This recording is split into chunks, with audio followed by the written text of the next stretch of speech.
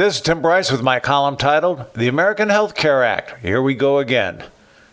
I have some grave reservations about the pending American Health Care Act, not because of political or health care reasons, but for management. 8 years ago, I wrote about the outrage I had in how Mr. Obama's Affordable Care Act was concocted behind closed doors and written by lawyers.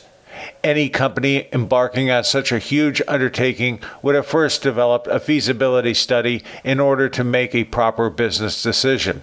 This would have included a project scope specifying the limitations of the project, a current systems analysis describing the strengths and weaknesses of the current system, requirements to define the specifications for the new product, a system approach to satisfy the requirements with consideration given to proposed alternatives, a system evaluation to enumerate the cost, schedule, and financing of the system approach, and finally, a review with participants signing off on the project.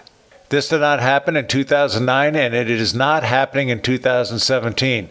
Despite their best intentions, the Republicans are approaching this in the same manner as the Democrats. Today's American Health Care Act may be much smaller at 123 pages than what Mr. Obama offered, but it is still written with legal blather. I would have liked to have seen a feasibility study built in a congressional committee with input from both parties, not just one.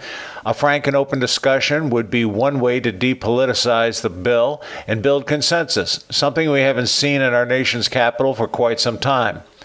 Wouldn't it be interesting to read an accurate description of the strengths and weaknesses of the current system?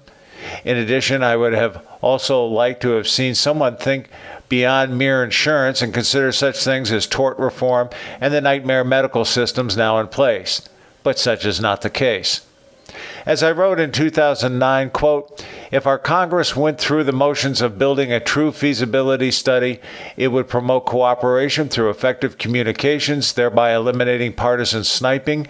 It would produce a proper solution for the right set of problems, and it would go a long way to improving the trust in the government by the American people, simply by assuring them that the T's were crossed and the I's were dotted, that it has been thoroughly thought through, end quote. Politicians will read this and claim it's nice, but we don't have time to do it right. Translation, we have plenty of time to do it wrong. This is the same excuse I commonly hear from programmers who practice fire, aim, ready, as opposed to ready, aim, fire. Consider this. Had we performed a proper feasibility study back in 2009, we wouldn't have this discussion now, and we would have implemented a system we are all proud of, not a partisan pile of legal gibberish. Regrettably, it appears history is going to repeat itself. Friends, keep the faith. This is Tim Bryce in Palm Harbor, Florida. Follow me on the internet at timbryce.com.